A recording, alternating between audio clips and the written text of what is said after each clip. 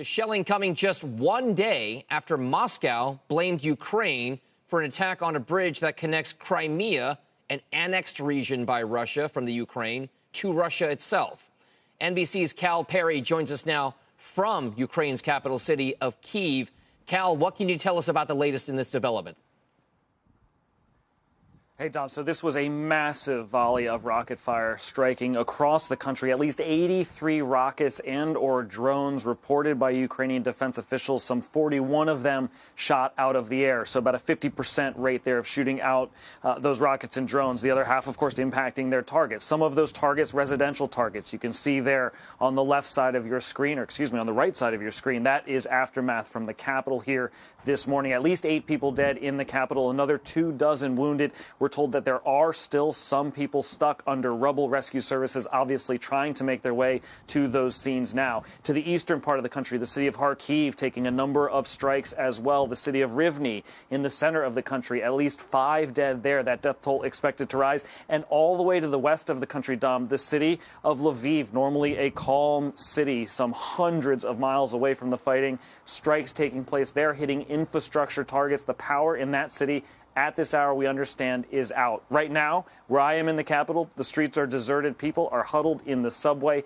The mayor says he expects more attacks to take place. As you said, these are the first strikes in and around the capital since June. That was the last time we had these strikes.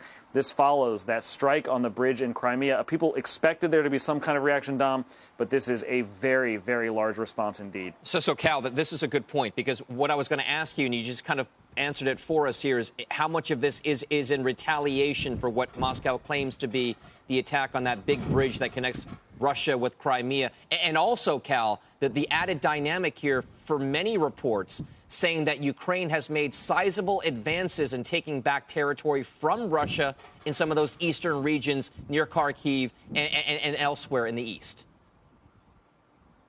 Yeah, so if you talk to government officials, you've just nailed it. They believe it's really the combination of both those things. That attack on the bridge on Crimea, so important to the Russian president, personally important to the Russian president. He helped open that bridge by driving a truck across it in 2018. And then these battlefield gains, huge gains being made in the east and in the southern part of the country. We're talking, Dom, at one point last week, in about a 4-hour period, that line moved almost 8 to 10 miles, that line of attack by Ukrainian forces. So they are pushing hard, and they're trying to take as much territory as they can get back before the winter months. The concern now is, as the power starts going out in some of these Ukrainian cities, at least 2 power sites were hit here in Kyiv. The concern is that with the winter months coming, Vladimir Putin is going to start to target these infrastructure sites and make life absolutely miserable in a place where, of course, war is already raging, Dom. A very tense situation, getting even tenser there.